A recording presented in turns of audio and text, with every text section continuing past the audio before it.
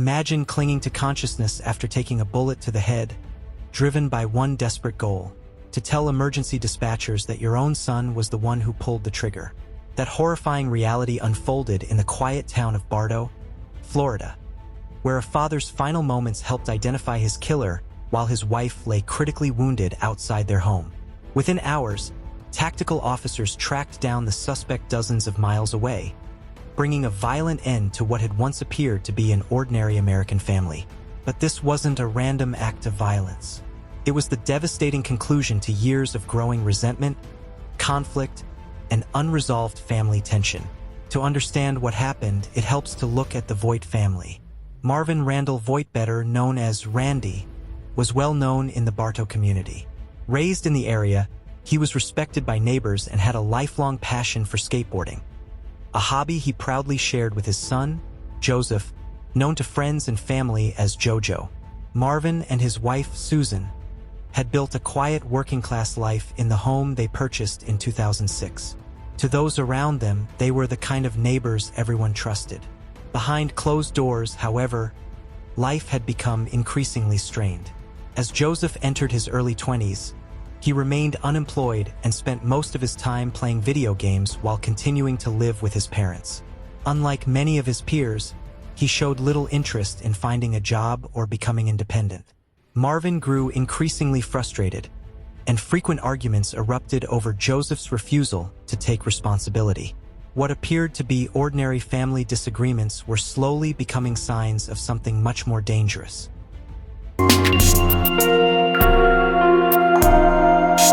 The months leading up to the shooting were filled with disturbing incidents that, in hindsight, appeared to be major warning signs.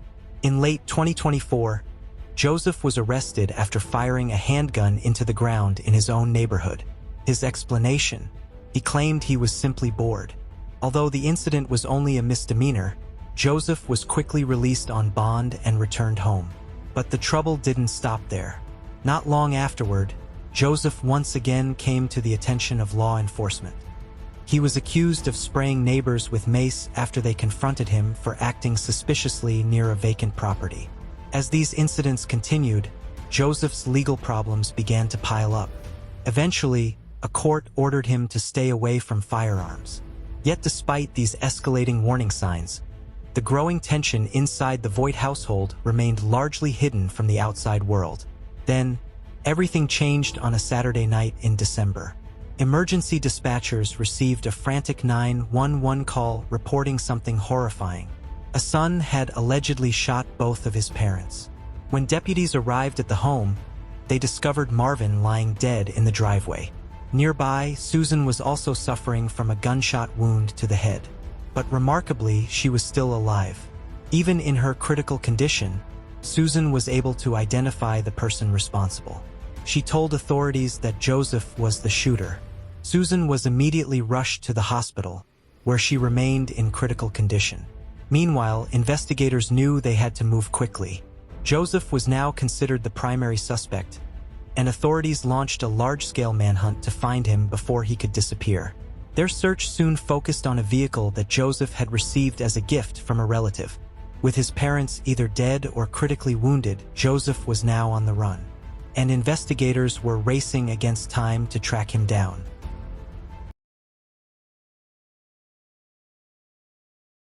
The search for Joseph ended only hours later, on a busy street in Orlando.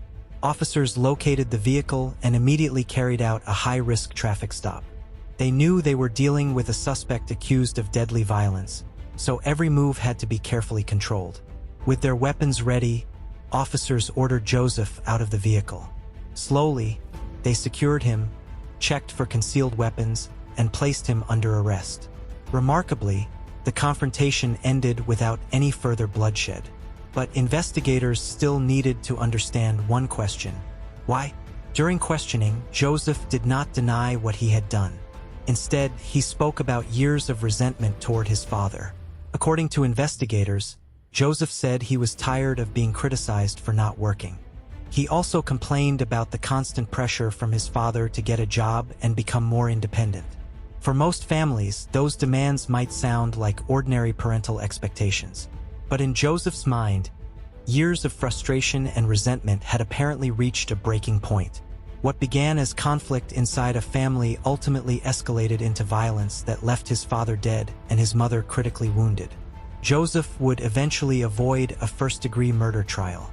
Instead, he accepted a plea agreement that resulted in a 40-year prison sentence. The collapse of the Voigt family is a chilling reminder that devastating violence rarely has one simple cause. It can emerge from a dangerous combination of unresolved resentment, unhealthy family dynamics, dependency, isolation, and escalating conflict. It may be tempting to blame something specific, such as gaming or social isolation, but experts often emphasize that these tragedies are rarely caused by a single factor. Instead, warning signs can build over months or even years, while problems inside a family remain hidden from the outside world. And perhaps the most difficult question left behind is this: how do you help a struggling child without unintentionally enabling behavior that could eventually become dangerous? For the Voigt family, that question came with a devastating cost.